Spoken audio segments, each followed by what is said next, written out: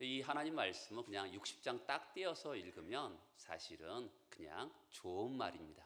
그러나 성경을 이렇게 항상 연결해서 볼 필요가 있습니다. 55장에서 이렇게 보면 우리가 여호와의 종의 노래가 앞에 나옵니다. 여호와의 종의 구속의 은혜로 말미암아 하나님 백성들을 목마른 자들은 물로 나오라 이러면서 구원의 초청의 이야기가 이사야 55장에 나옵니다. 56장부터는 구원받은 하나님 백성들에게 공의를 행하고 정의를 행하는 그런 삶을 하나님께서 기대하시는 이야기가 나옵니다. 그런데 저도 여러분도 마찬가지로 공의와 정의를 행하는 것에는 죄에 익숙해 있기 때문에 우리가 아주 잘 행하지 못하는 그런 모습이 있습니다. 그렇게 공의와 정의를 행하지 못하는 크게 두 가지 이유가 있습니다. 그것은 57장에 한 가지 이유가 나옵니다. 그것은 이스라엘 백성들이나 우리도 우상을 섬기는 것처럼 하나님을 섬기는 것 때문에 공의와 정의를 행하지 않는 거죠. 여러분, 우상을 섬기는 사람들은 어떻게 섬깁니까? 복만 받기를 원해요. 나는 하나도 변하지 않고요, 복만 받기를 원하는 겁니다. 그게 우상을 섬기는 거예요. 하나님을 섬기는데 나는 중심은 하나도 바뀌지 않고 하나님의 복만 타내려고 하는, 그럴 때 정의와 공의를 행할 수 없다라는 것이 이사야 57장 이야기입니다. 그리고 58장은 우리가 잘 알고 있는 금식의 이야기도 나오고 기도도 나오고 안식일도 지키는 것 같은데, 신앙생활하는 것 같은데 자기 만족을 위해서 신앙생활하는 그런 이야기가 이사야 58장의 이야기입니다. 그러니까 공의와 정의를 하나님께서 행하기를 원하시는데 왜 공의를 행하지 못합니까? 하나님을 우상처럼 섬기고 또한 자기 만족을 위해서 신앙생활하고 있기 때문에 정의와 공의를 행할 수 없다라는 것이 이사야 57장과 58장 이야기입니다. 그러면서 이제 하나님께서 우리 인생을 간섭하세요. 자, 59장을 보세요. 59장에 보면 59장 17절에 보면 공의로 갑옷을 삼으시며 구원을 자기의 머리로 써서 투구로 삼으시며 보복을 속옷으로 열심을 입어 겉옷으로, 그러니까 하나님 전신갑주를 입으셔서 그 백성을 위해서 간섭하신다라는 이야기가 나옵니다. 그래서 백성의 삶에 뭘 주십니까? 59장 21절 중간에 보면 내 위에 있는 나의 영과 내 입에 둔 나의 말, 그러니까 하나님의 영과 하나님의 말씀을 허락하시면서 이 60장의 영광이 일어나는 거예요. 이해되시겠죠? 그 결과로 우리에게 오늘 보여주는 하나님의 간섭하심을 통해서 하나님께서 정말 거룩과 정의가 회복되어질 때 어떤 일이 발생하냐면 60장 1절과 2절에 보면 일어나라 빛을 발하라 이는 내 빛이 이르렀고 여호와 영광이 내 위에 임하였습니다. 보라 어둠이 땅을 덮을 것이며 캄캄함이 만민을 가리려니와 오직 여호와께서 내 위에 임하실 것이며 그의 영광이 내 위에 나타나리니. 사랑하는 여러분, 어떤 일이 일어났습니까? 하나님의 영광이 교회와 성도들에게 임하게 되었습니다. 하나님 백성들이 정의를 행하고 하나님 백성들이 공의를 행하면서 거룩과 성결이 나타날 때 하나님의 영광이 교회와 백성들에게 임하게 된 것이죠. 사랑하는 여러분, 다시 한번 어떤 일이 일어났습니까? 하나님의 영광이 성도와 백성에게 임하게 되었습니다. 백성들의 삶에 정의를 행하고 공의를 행함을 통해서 거룩과 성결이 나타날 때 하나님의 영광이 임하게 된 겁니다. 교회의 제일 중요한 특징이 뭘까요? 그것은 하나님의 임재로 말미암는 하나님의 영광인 것입니다. 여러분, 교회가 교회다웠다. 교회가 교회다운 가장 핵심은요, 우리가 예배드릴 때 하나님의 임재가 있고 하나님의 영광이 묻어날 때 그것은 교회가 교회다운 것입니다. 사람들이 교회에서 우리 교회는 좋은 사람이 모였다라고 말할 수 있습니다. 저는 그런 거 믿지 않습니다. 사람들은 좋을 때 좋지만 어려우면 그의 본색이 드러나기 때문에 죄성과 약함이 드러납니다. 절대로 여러분들과 저는 우리가 생각하는 것보다 더 악합니다. 그것을 알으셔야 돼요. 그래야지만이 우리가 나의 연약함을 알고 하나님의 영광을 구하게 되는 것입니다. 교회를 교회되게 하는 것은 우리의 어떠함이 아닙니다. 절대로 우리가 좋은 사람이 모여서 교회가 좋아진다, 절대로 그런 것은 없습니다. 교회가 교회다운 것은 뭐라고요? 하나님의 영광이, 하나님의 임재가 있을 때 교회가 교회다워지는 것이죠. 자, 그러면 이렇게 다시 한번 일어나라 빛을 발하라. 하나님의 영광이 임하는데 그냥 임하는 게 아니죠. 자, 59장을 다시 한번 보겠습니다. 59장 2절에 보면 너희 죄악이 너희와 너희 하나님 사이를 갈라놓았다, 이렇게 말을 합니다. 그리고 이제 하나님께서 너희들의 허물을 이야기하실 때 59장 12절에 보면 중간에 보면 우리의 허물이 우리와 함께 있습니다. 우리의 죄악을 우리가 아나이다. 여러분, 하나님의 간섭하심이 언제 있냐면 하나님, 제가 부패한 자입니다, 제가 무가치한 자입니다 라고 할 때 하나님의 영광이 임하는 거예요. 온 세상은 다 왜 나만 갖고 그래, 나도 잘하는 거 있잖아. 우리 다 그렇잖아요. 자녀들이 아빠, 엄마, 나는 왜 나만 갖고 그래, 나도 잘하는 거 있잖아. 애들이 주로 쓰는 이야기 아닙니까? 우리도 하나님 앞에 그래요. 왜 나만 갖고 그러냐고, 나도 잘하는 거 있다고 그러는데 하나님 앞에서 우리는 하나님, 저와 하나님 사이가 죄로 말미암아 갈라졌습니다. 제가 악한 자입니다. 우리 다니엘서 9장에서도 보면 말하잖아요. 하나님, 제가 죄를 지었습니다, 우리가 죄를 지었습니다 할 때 하나님의 응답이 신속한 것을 보게 됩니다. 여러분, 하나님의 역사는 어디에 있습니까? 깨어진 심령 안에 있는 거죠. 그럴 때 하나님의 임재가 있는 것이죠. 세상은요, 훌륭해지는 것을 영광이라 생각합니다. 종종 저는 어렸을 때 내가 잘 되는 것이 하나님의 영광이라고 생각했습니다. 근데 여러분, 오늘의 성경을 잘 보세요. 다시 한번 60장을 보세요. 자, 하나님의 영광이 내 위에 임했습니다. 자, 33절을 보세요. 나라들이 하나님의 영광 안으로 옵니까? 어디로 옵니까? 예? 내 빛으로, 우리 빛으로 오는 거예요. 그렇죠? 또 왕들은 내 광명으로 나오는 겁니다. 여러분, 우리가 하나님 앞에서 죄를 자복하고 하나님의 영광이 임할 때 나 안에 빛이 임하는 겁니다. 내가 빛이 임할 때 나라와 백성들이 우리로 몰려오는 것이죠. 그렇죠? 하나님의 영광이 나에게 반사가 되는 거죠. 교회의 영광은 어디 있습니까? 하나님의 영광이 우리 교회를 통해서 반사가 될 때 교회의 영광이 있는 거죠. 종종 우리는 성경은 우리를 질그릇이라고 생각합니다. 성경은 그렇게 얘기해요. 근데 질그릇의 영광이 어디에 있습니까? 그 안에 보배가 있습니다. 근데 보배가 드러나기 위해서는 질그릇이 금그릇이 되면 보배가 드러납니까? 어떻게 그 안에 있는 보배가 드러나야죠? 질그릇이 깨져야 되는 겁니다. 그래야지만 하나님의 영광이 드러나는 거거든요. 우리가 잘 되어야지 하나님의 영광이 드러나는 것이 아니라 성경은 우리가 깨어진 심령이 될 때 정말 예수 그리스도 영광이, 그 보배가 드러난다고 얘기하는 것이죠. 세상은 내가 잘 돼야지, 우리는 세상적인 사고가 있는 거예요. 내가 잘 돼야지 하나님께 영광이 돌린다. 성경은 그렇게 얘기하지 않고 나에게 하나님이, 내가 하나님 앞에 자복하고 깨어진 심령이 될 때 하나님의 영광이 내게 임하고 그럼을 통해서 빛이 나에게서 발산이 된다라고 이야기하는 것이죠. 그럴 때 교회가 교회다워지고 성도가 성도다워지는 것이죠.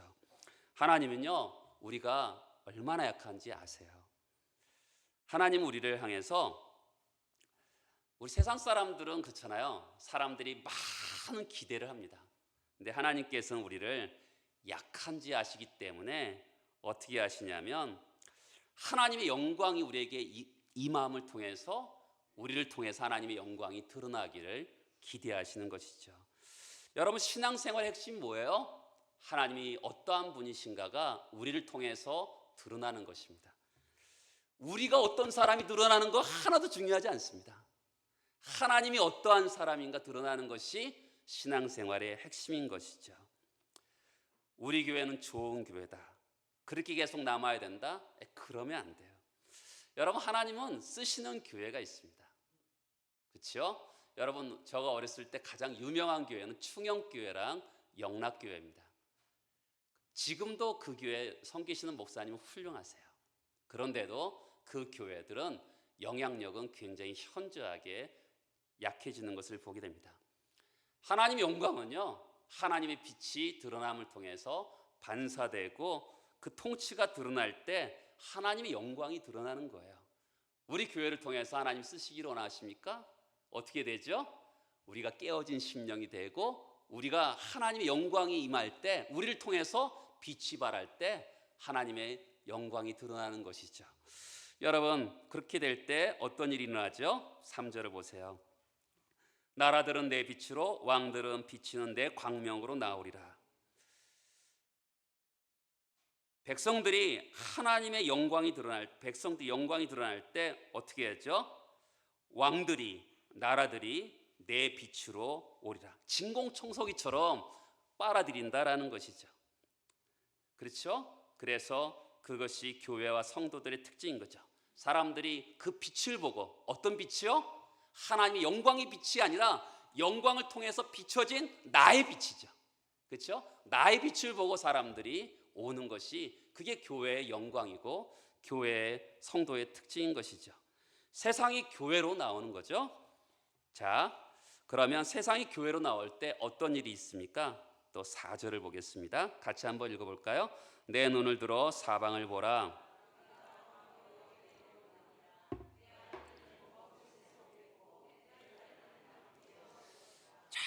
여러분, 지금까지 앞에 이스라엘은 어떻게 불렀냐면 과부라고 불렀어요. 과부. 그 사랑하는 남편을 다 잃어버리고 아들들, 딸들도 다 빼앗겼어요. 그런데 이 세상이 교회로 몰려올 때 어떤 일이 일어났냐면, 아까 그랬잖아요. 이스라엘 백성들은 과부였어요. 그러니까 이스라엘 백성들 과부로 표현했거든요. 그리고 사랑하는 이도 빼앗기고 아들, 딸도 다 빼앗겼어요. 그런데 빼앗겼던 아들과 딸들이 어떻게 합니까? 돌아오는 영광이 있는 거죠. 하나님이 이런 분이세요. 잃었던 것이었는데 이런 것을 그대로 두지 않으시고 잃었던 것을 회복하는, 그런 것을 허락하시는 하나님이신 거죠. 잃어버렸던 것 찾는 거예요. 그렇죠? 하나님의 영광이 임하니까 잃어버렸던 것을 찾게 되는 은혜가 있는 것이죠. 전도서에 보면 너의 식물을, 먹을 것을, 떡을 물 위에 던지라. 어떻게 해요? 그러면 떠내려가죠. 그런데 여러 날 후에 도로 찾으리라 라고 말씀하죠. 주님 때문에 잃어버릴 때가 있잖아요. 믿음 때문에 포기할 때가 있습니다. 때로는 오른밤을 때리면 왼밤을 맞아야 될 때가 있고, 오리를 가라 하면 십리를 가라 할 때가 있는 것이죠. 그런데 주님 때문에 손해봤다고 생각했는데 주님께서 어떻게 해요? 돌려주시는 것이죠. 어떨 때 믿음으로 살 때 이럴 때 있지 않습니까? 내가 왜 그렇게 했냐? 괜히 했다. 그냥 남들처럼 살아버리지. 내가 왜 그랬을까? 이런 생각 들 때 있잖아요. 괜히 손해봤다. 근데 하나님께서는 하나님을 위해서 손해본 것을 어느 순간에는 돌려주신다는 거죠. 그렇죠? 아들과 딸들이 돌아온다. 잃어버렸던 아들과 딸들, 하나님께 도로 찾게 해주신다라고 말씀하고 있는 것이죠. 때가 되면 잃었던 자녀들을 회복하는 영광이 있게 되는 겁니다. 그것만이 아니죠. 5절과 6절을 같이 한번 읽어보겠습니다. 그때 내가 보고 기쁜 빛을 보며 내 마음이 놀라고 또 화창하리니 이는 바다의 부가 내게로 돌아오며 이방 나라들의 재물이 내게로 옴이라. 허다한 낙타 미디안과 에바의 어린 낙타가 내 가운데 가득할 것이며 스바 사람들은 다 금과 유황을 가지고 여호와의 찬송을 전파할 것이다.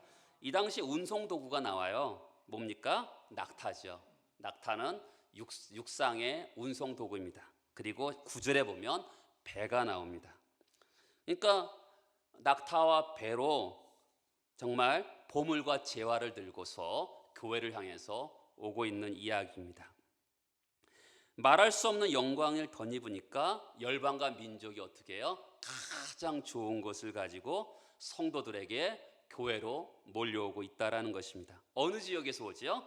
자, 6절에 보면 미디안과 스바입니다. 이것은 스바 지역은 이스라엘의 가장 남쪽 끝 지역을 얘기합니다.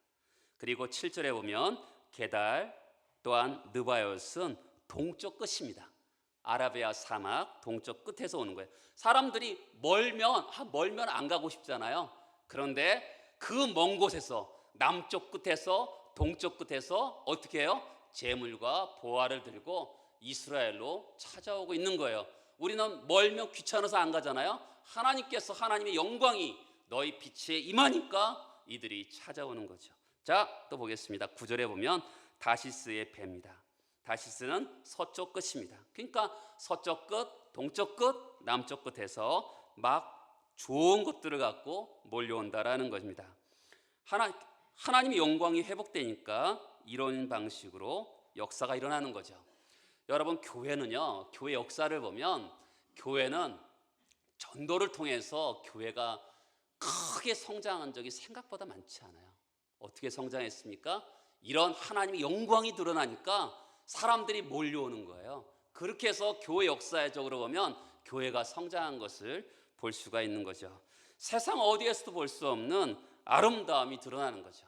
그렇죠? 하나님의 영광이 임하니까 비치니까 사람들이 그것을 보고 몰려오게 되는 것이죠. 하나님이 어떠한 분이신가 드러날 때 이와 같은 영화로운 회복이 있게 되는 것입니다. 열방이 만민들이 보물과 예물을 가지고 교회로 찾아옵니다. 반면에 또 어떤 사람이 있습니까? 우리를 대적하고 핍박하던 자들이 나옵니다. 10절을 보겠습니다. 내가 노하여 너를 쳤으나 이제는 나의 은혜로 너를 불쌍히 여겼은즉 누가 성벽을 쌓아요? 이방인들이 성벽을 쌓아요. 이전에 이방인들은 어떻게 했습니까? 10절에 보면 하나님이 노하니까 이방인들이 어떻게 했어요? 자, 저를 보세요. 이방인들이 이전에 어떻게 했죠? 쳐들어와서 성벽을 부숴버렸어요. 그렇죠? 성벽을 부쉈습니다. 근데 하나님의 영광이 임하니까 이제는 어떻게 되죠? 하나님이 약탈했던 그들을 성벽을 쌓게 해주시는 거죠. 그들이 교회를 섬기고 백성들을 섬기는 사람이 되는 거죠. 그렇죠? 그들이 성벽을 걸었던 사람들이 돌아와서 성벽을 쌓아주는 사람이 되는 거죠. 교회를 위해서, 성도를 위해서 섬기는 사람들이 되는 것입니다. 교회는요, 세상을 향해서 종이 되는 사람들이죠. 그렇죠? 섬기는 체하며 외식이죠. 진정으로 섬겨야 됩니다. 그런데 그렇게 섬겼더니 어떻게 해요? 하나님께서 그들이 우리를 섬기게 해주신다라는 거예요. 그렇죠? 하나님은 또 다른 질서가 일어나는 거죠. 내가 끝까지 섬기는 줄 알았는데 하나님께서 신기하게도 우리를 대적했던 사람들이 성벽을 쌓는 일이 발생하는 것이죠. 신기한 일이죠. 자, 이상은 그런 것 같아요. 사람들은 뭐라 그럴까요? 저는 이게 정부를 보면 어떤 정부든지 통치하려고 하는 것 같아요. 법을 만들어서 강제하려고 하는 것 같아요. 그런데 사람들을 섬기고 양해를 구하고 동의를 구하는 것이 굉장히 중요합니다. 여러분, 교회가 세상을 섬겼더니 그들이 또 우리를 섬기는 놀라운 일들이 있게 되는 것이죠. 그렇죠? 그렇게 살 때 희한하게 섬기는 자들이 나옵니다. 또 11절을 볼까요? 내 성문이 항상 열려 주야로 닫히지 아니하리니 왜냐하면 이는 사람들이 내게로 이방 나라들의 재물을 가져오며 그들의 왕들을 포로로 이끌어 옴이라. 너를 섬기지 아니하는 백성과 나라는 파멸하리니 그 백성은 반드시 파멸하리라. 여러분, 왜 문을 닫지 않아요? 왜냐하면 좋은 것들을 밤이고 낮이고 들어오기 때문에 그렇습니다. 문 닫을 필요가 없죠. 얼마나 하나님을 영화롭게 하느냐 하면 어떻게 해요? 12절에 보면 너를 섬기지 않는 자, 우리를 존귀하게 여기지 않는 자는 망하게 된다는 거죠. 마태복음 25장에 보면 양과 염소의 비유가 나옵니다. 그렇죠? 왜 갈라지죠? 하나님 백성을 어떻게 섬겼느냐가 갈라지게 되는 것을 보게 됩니다. 종말에 사람을 평가하는 기준은요, 하나님께서 평가하는 기준은 사람을 어떻게 대하느냐가 평가하는 기준인 것을 보게 돼요. 우리가 사람을 옷을 보고 아파트를 보고 차를 보고 사람을 평가하는 경향이 있습니다. 그러나 사람은 천하보다 귀한 영혼들이죠. 그들을 어떻게 섬기느냐에 따라 우리가 사람을 하나님께서 평가하는 거죠. 정말 사람을 정말 그 차를 보고 아파트를 보고 그의 옷을 보고 평가하는 사람은 예수 그리스도가 재림하실 때 두려워할 줄 알아야 돼요. 여러분, 사람들이 이제 교회에 나오는 이유가 뭡니까? 성령이 계시고 거기에 하나님 말씀이 있기 때문에 그래요. 14절을 보겠습니다. 14절에 오면 너를 괴롭히던 자의 자손이 몸을 굽혀 내게 나오며 너를 멸시하던 모든 자가 내 발 아래 엎드려 너를 일컬어 여호와의 성읍이라 이스라엘의 거룩한 이의 시온이라 하리라. 하나님이 어떻게 하시냐면 잘 보세요. 너를 괴롭히던 자예요. 너를 멸시하던 자예요. 근데 그들이 와서 어떻게 합니까? 우리를 사랑하는 자가 되게 하신다는 거죠. 우리는 영화 같은 드라마 같은 데 보면 우리 대부분 이렇게 악한 사람을 벌 받으면 기분 좋잖아요. 그렇죠? 아, 잘 됐다라고 생각합니다. 우리도 우리를 대적하는 사람들에게 그들이 잘못되면 사실 우리 본성이요 기뻐요.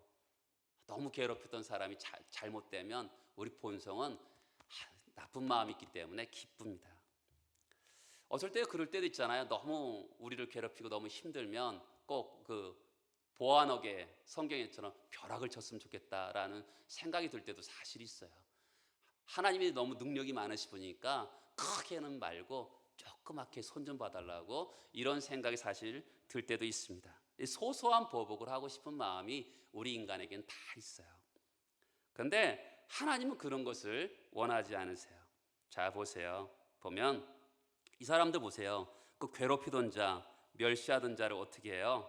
그들이 우리를 사랑하게 해서 우리 함께 더불어 복받은 자리로 나가게 하시는 것이 하나님의 뜻인 거죠. 그 신기하죠? 같이 그들을 복을 줘서 우리를 사랑하고 복받은 자리로 나가게 하시는 거죠. 주님이 그래서 원수를 사랑하라 라고 말씀하신 것 같아요. 원수를 미워하면 우리 안에 송곳이 있으면 송곳이 삐쭉 나오잖아요. 그런 거 말고 그들을 용서하고 같이 하나님께서 그들을 보복하시는 것이 아니라 우리를 사랑하게 해서 같이 하나님의 영광의 자리로 나가는 것이 하나님의 방법인 것을 성경은 말씀해요. 여러분, 하나님의 영광이 우리의 삶에 묻어날 때 교회에 종교와 영광이 있게 되는 것이죠.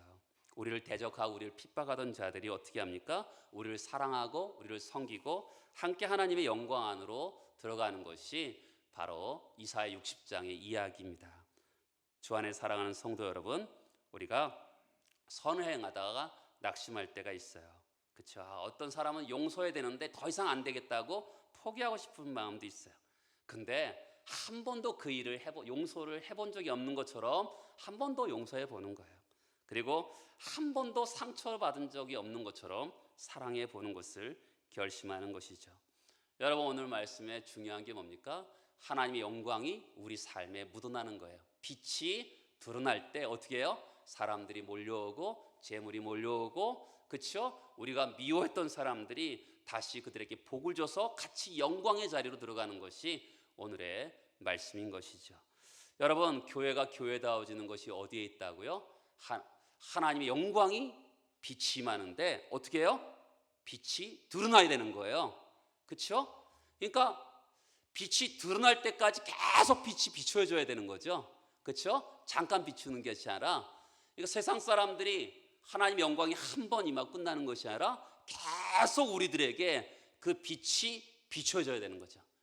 하나님의 영광이 세상에서 볼 수 없는 그 사랑과 하나님의 평강이 어떤 가운데 속에서 드러나는 그 빛이 드러날 때, 그렇죠? 교회가 교회다워지고 성도가 성도다워지는 것을 볼 수가 있는 것이죠. 여러분, 이런 은혜가 여러분 가정과 일터 위에 함께하길 바라겠습니다. 기도하겠습니다.